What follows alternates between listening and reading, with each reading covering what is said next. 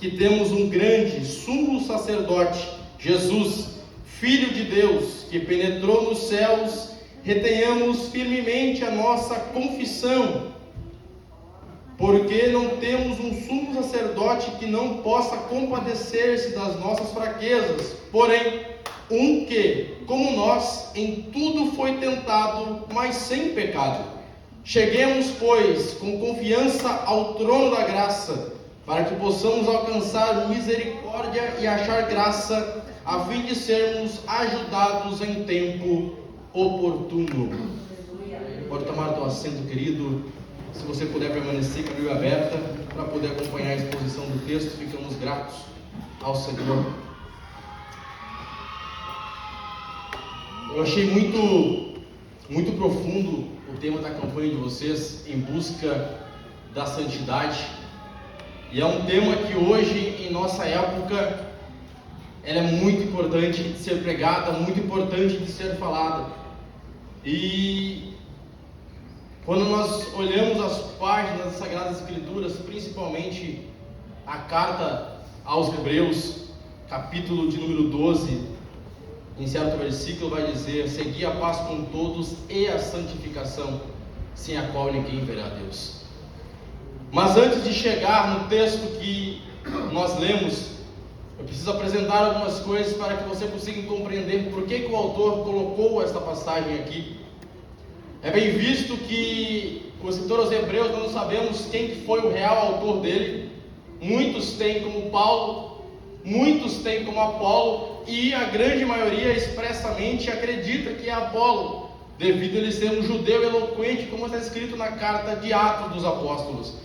Um judeu que conhecia muito da lei judaica. E aqui na carta aos Hebreus, a gente pode chamar, como diz o pastor Hernandes, o quinto evangelho, onde os 4 evangelhos mostram um Jesus com seu ministério terreno, e na carta aos Hebreus mostram Jesus com seu ministério celestial, para que nós possamos poder compreender o real sentido de o apóstolo ou o autor ter feito essa carta. Nós precisamos entender também que ele estava falando para uma nação que tinha acabado de se converter ao cristianismo e começara a ser perseguido pelos judeus, pelos romanos, de tal modo que muitos, não poucos, mas muitos, estavam voltando ao judaísmo, voltando à época da lei, voltando aos costumes mosaicos. Então, ele faz essa carta, escreve essa carta para advertir aqueles que estavam querendo voltar devido à perseguição, a permanecer de pé, permanecer firme na reta promessa que Deus deu ao seu povo, que era trazer um resgatador, que as coisas passadas eram figuras do que vinha a se acontecer, que foi Cristo Jesus, o nosso Salvador. Desde Gênesis, nós vamos ler que o Senhor, na visitação da noite, quando virava-se o dia, o Senhor vinha para tratar com Adão, para falar com Adão, e Adão falava com o próprio Deus, e Deus falava com Adão. Porém, certo momento, a serpente seduz Eva, Eva come do fruto, dá ao seu marido, ambos percebem que estão em pecado e ambos se escondem da face de Deus, e Deus vai para falar com Adão e também com Eva, porque Deus gosta de ter um relacionamento com o ser humano, e Deus então vai falar com eles e fala: Adão, Adão, onde tu estás? E Adão se esconde, Adão se afasta, porque quando nós pecamos, a tendência é se esconder, a tendência é se afastar de Deus. Mas a gente parece que esquece que o nosso Deus, ele está no alto e sublime trono. Aleluia. Ele não é um Deus terreno, ele não é um Deus de barro, não é um Deus que você tira aqui e você coloca aqui. Não, Isaías vai dizer que ele é santo, santo, santo. O nosso Deus, ele está de todo o lugar. Não há como fugir diante dele. O próprio escritor aos Hebreus diz que perante ele é aquele qual nós temos que prestar conta das nossas vidas. Ele vai dizer que, o apóstolo João vai dizer em Apocalipse que os olhos do Senhor são como chamas de fogo. Aleluia. Não tem como fugir desse Deus. Mas Deus é tão bom, tão maravilhoso, que mesmo sabendo da limitação da mente humana, Ele ainda vai atrás do ser humano e pergunta: Adão, Adão, aonde tu estás? Ele encontra Adão. Ele diz para Adão: o que estás fazendo aí, Adão? E ele diz: eu vi que estava nu e me escondi. E ele diz: quem te disse que tu estás nu? A mulher que tu... Aí ele começa. Você viu aquele crente que ele peca, mas ele não assume que ele pecou. Ele fala que é o outro. O tema de vocês é santidade, irmão. Não fui eu que escolhi. Ele peca.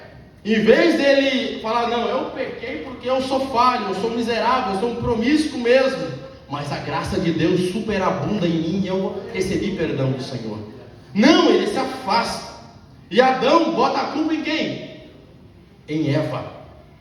Eva bota a culpa na serpente. E aí volta para Adão, e Adão fala assim: a mulher que tu me deste. Bota a culpa agora em Deus. Olha só, ele pega e bota a falar: ó, Senhor, a culpa é tua, tu me deu a mulher que fez eu pecar. E Deus vai lá, castiga, fala o que vai acontecer com ele, não vou falar para não tomar tempo. E vai, passa a geração. Gênesis 6, o Senhor disse que ele achou graça em Noé.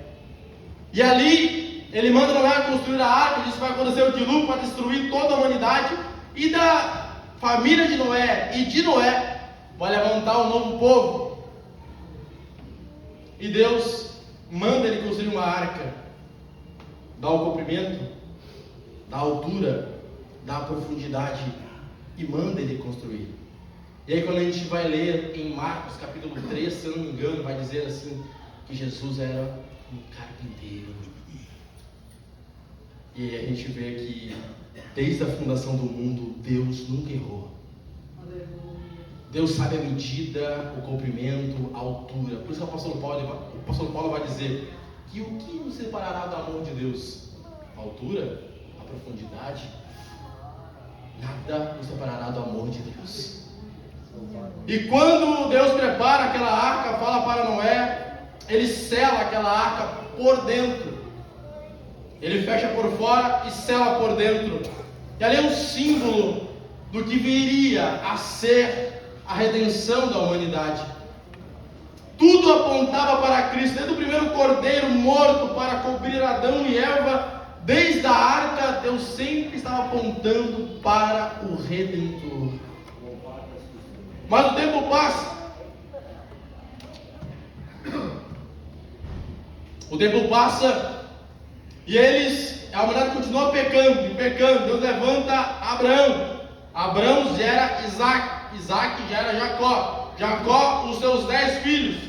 Toma os 2 filhos de José, Efraim e Manassés, onde formam as 12 tribos de Israel. E o Senhor então guarda eles, e eles têm um filho chamado José, que vai para o Egito. Vendido pelos seus irmãos lá, ele vira governador, morre lá, o povo fica por lá, multiplica-se lá. E certo momento Deus levanta Moisés. Moisés, homem conhecido em todas as letras e cultura e ciência do Egito, segundo o livro de Atos, testemunho de Estevão, capítulo 7 de Atos. Ele está lá e Deus fala com ele, levanta Arão para libertar o povo. Libertando o povo, estando no deserto, Êxodo capítulo de número 25. Verso 8. Deus começa a dar instruções na construção do tabernáculo. E é aqui que eu quero chegar. E Deus então fala para Moisés, capítulo 25 de Êxodo, diz para ele assim: Moisés, constrói um tabernáculo que eu quero habitar no meio do meu povo. Se você prestou atenção desde o começo da minha introdução aqui, o homem pecou, se afastou de Deus. Ele estava no jardim que estava no Éden, foi tirado de lá, colocado na terra, já não tinha mais acesso a Deus. Porém, Deus, no capítulo 25 de Êxodo, vai dizer: Moisés, constrói um tabernáculo, porque eu quero habitar no meio deste povo. Enquanto o homem peca, se afasta de Deus, Deus diz: constrói um tabernáculo, que eu quero habitar no meio deles. O nosso Deus é um Deus de relacionamento. Para se ter a santidade, como é o tema de vocês, querido, você precisa entender alguns fatores, e um deles é ter intimidade com Deus. Quando você aceita Cristo, existem 3 processos. Primeiro, justificação. Quando eu aceito Cristo, justificados somos nós, através do sangue de Cristo. Esse é o primeiro processo. Segundo processo, santificação. Dia após dia eu estou no processo de santificação. Cada dia estou me limpando mais, estou me lavando mais, e cumpre o que Jesus disse na Apocalipse: o que está limpo, limpe-se mais; o que está sujo, suje-se mais.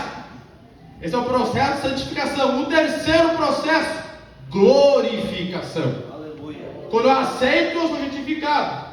Quando eu vivo em santidade, eu estou no processo de santificação. E quando Jesus vier arrebatar a sua igreja, estaremos glorificados. Então há um processo para se passar. Então, Deus manda vocês construir o tabernáculo conforme a ordenança das medidas, dá os elementos que tem que ser construído. Porém, ainda há uma divisão entre o ser humano e Deus. Deus então manda construir o átrio do tabernáculo, manda construir os elementos que faziam a parte do sacrifício, que era o altar de sacrifício e a pia de bronze. Tudo apontava para Cristo. Quando entrava na tenda da congregação, quando entrava na tenda do santuário, havia ali um lugar santo, chamado lugar santo. No lugar santo havia 3 elementos: o candelabro, os pães da proposição, e na frente do véu havia um altar de incenso. E aí lá em Levítico, eu gosto de ter profundidade, irmãos. Vocês são crentes, vocês vão gostar de Bíblia hoje. Lá em Levítico, tinha 2 filhos de Arão, Nadab e Abiú. O texto vai dizer que eles ofereceram fogo estranho diante do Senhor. O problema não é fogo, mas é da onde que provém esse fogo. Tem fogo que é fogo estranho, e só que discerne quem é espiritual. Quem é carnal nunca vai entender. E Nadab e Abiú pega um incensário e vai oferecer fogo a Deus. O texto vai dizer que Deus mata eles na hora.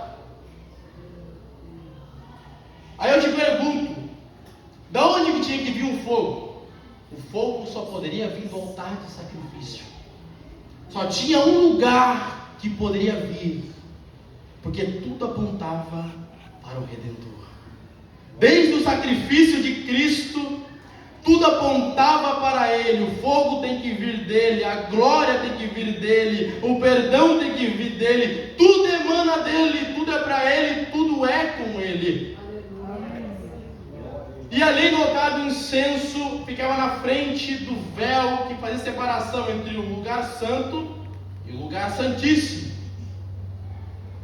E no lugar santíssimo, que é o Kodesh HaKodashim, o lugar santo dos santos, entrava-se-lhe uma vez o sumo sacerdote para oferecer sacrifício no dia do Yom Kippur, que é o dia do perdão. O calendário judaico está chegando, é o final desse mês, já começa o Yom Kippur, que é o dia da purificação para eles, para nós não. E ele ia lá uma vez por ano para ser sacrifício por ele e pelo povo. Se ele tivesse um pecado, automaticamente ele morria, porque a glória de Deus se manifestava ali. E se você prestou atenção, desde que eu falei que tinha o átrio, o lugar santo e o santíssimo, tem separações. Porém, o texto que nós lemos, verso de número 15, porque temos um sumo sacerdote, porque não temos um sumo sacerdote que não possa se compadecer das nossas fraquezas, porém um que como nós em tudo foi tentado, mas sem pecado. O sacerdote, o sumo sacerdote, se ele entrasse em pecado, ele morria. Mas Jesus, o nosso sumo sacerdote, ele não teve pecado. Ele morreu santo. Ele morreu levando as nossas iniquidades nele. Ele morreu para que eu e você tivesse acesso ao Pai. Jesus, e daí havia separação, uma vez ele ia lá. Porém, o mesmo escritor aos Hebreus vai dizer que era impossível que o sangue de animais perdoasse pecados. Ele encobria pecados. E aí, quando nós vamos para Cristo, para Mateus, capítulo de número 27, Jesus se entrega na cruz do Calvário, capítulo 27, verso de número 51. Jesus está na cruz, e ele então diz tetelestai, está consumado.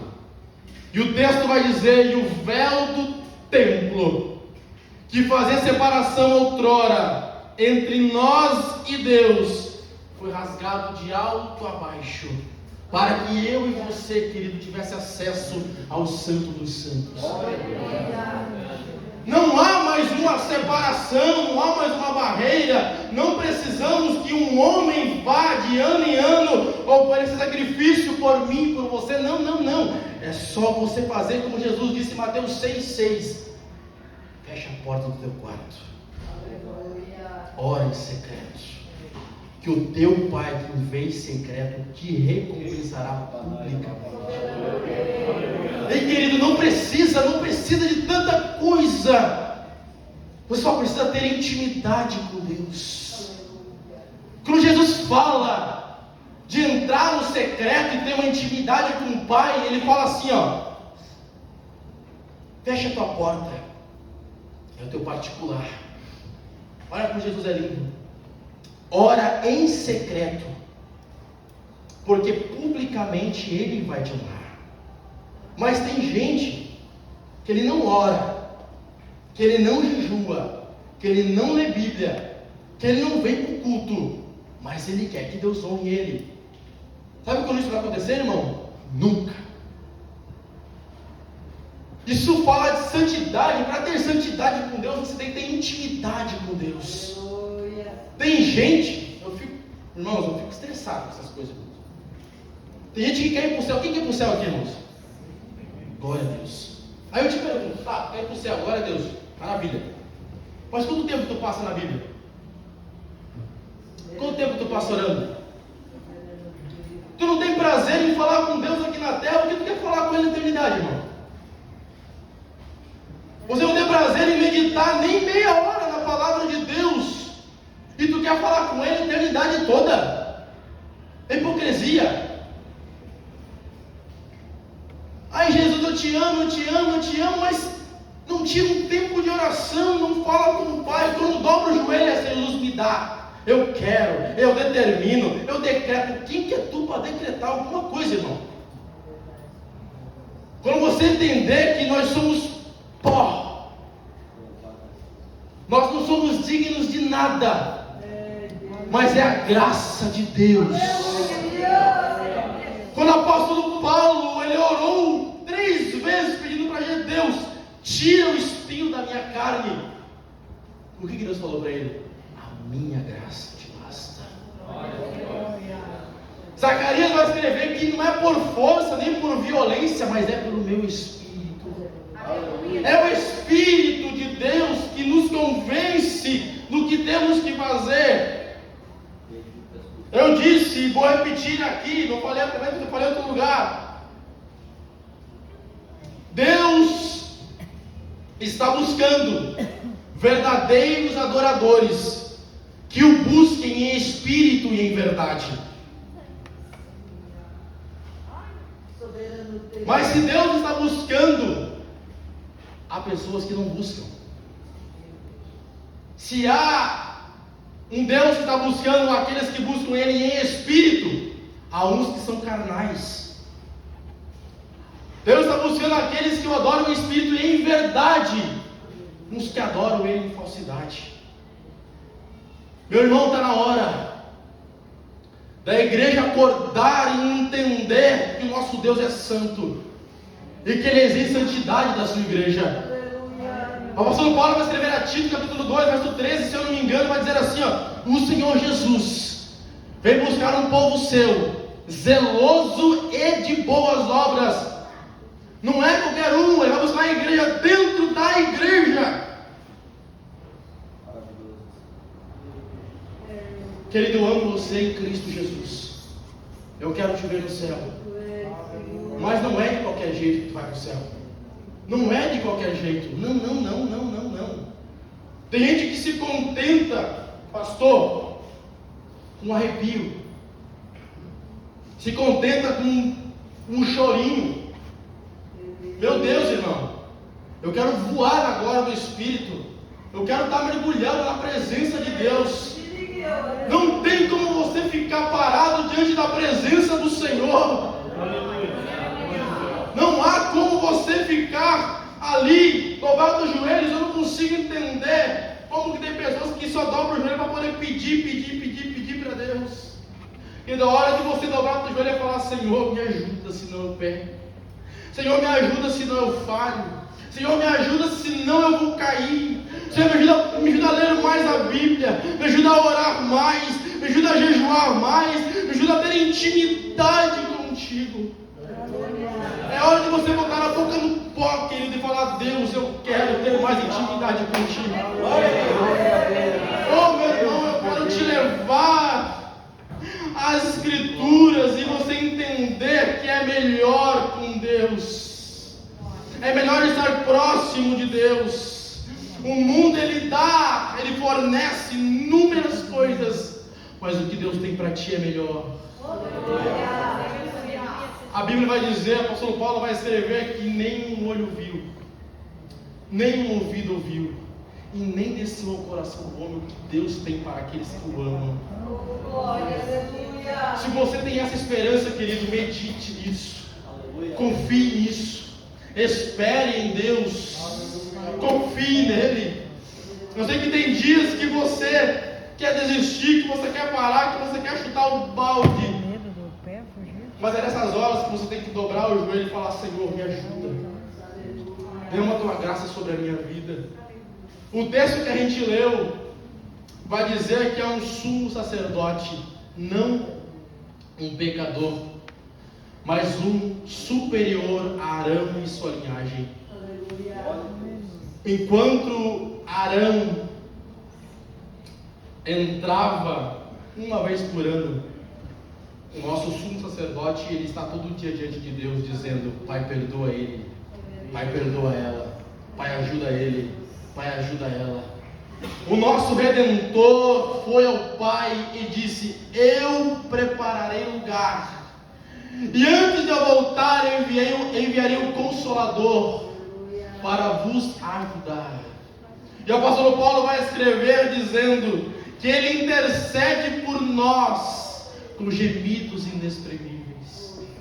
Ele ora por nós dizendo, Pai, ele não sabe orar como convém, ajuda ele, fortalece ele, anima ele, restaura ele, fortalece ele, dá dons para ele.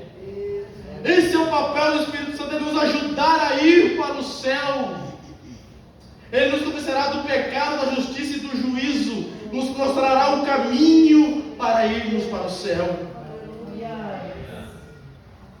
E o texto vai dizer, verso 16, Cheguemos, pois, com confiança no trono da graça, para que possamos alcançar misericórdia e achar graça, para obter misericórdia e achar graça diante de Deus. Primeiramente, querido, tem uma condição: se é chegar com confiança. Quantas vezes você está pedindo algo para Deus? Senhor, eu preciso. Senhor, tu conhece. Senhor, tu tens contemplado. Mas você ora e já ora duvidando. Será? Será que Deus fará? Será que é possível? Será que eu não estou pedindo demais? Querido, o nosso Deus não é homem. Com todo o respeito, se eu pedir para o pastor, ele vai até onde as forças dele dão.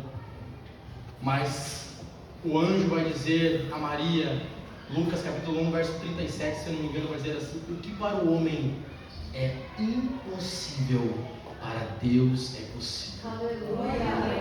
Querido, quando não houver mais forças, quando não houver mais solução, clame a Ele, confia nele, espera nele, mas de chegar com confiança no Senhor, de fato depositar as esperanças no Senhor, não duvidando, não esperando que o homem venha solucionar. Finalizando, a fim de sermos ajudados em tempo oportuno. Glória a Deus. O texto vai dizer que se nós chegamos com confiança diante de Deus, o Senhor é poderoso para nos ajudar. O Senhor é poderoso para nos livrar. O Senhor é poderoso para nos dar força para permanecermos de pé. Queridos, se coloquem de pé.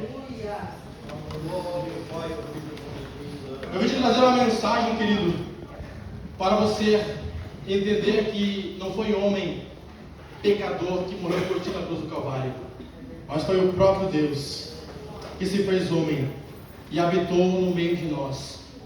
O texto diz que ele foi tentado em todas as coisas, mas ele não cedeu. Sabe por quê? Porque lá na cruz ele olhou o Aleph, ele olhou os irmãos, ele olhou você e disse: Pai, eu estou morrendo por eles, eu perdoo eles, eu amo eles, para que eu e você, querido, naquele dia, no ressoar da trombeta de Deus, possamos ser arrebatados e estar com o Senhor na glória para você. Não se fixe nessas coisas da terra, querido. Não espere no homem, não espere nas coisas da sua vida, não espere, não confie em ti mesmo, pois enganoso é o coração do homem, mas confia no Senhor, espera no Senhor. Eu quero orar pela tua vida, com a permissão do pastor.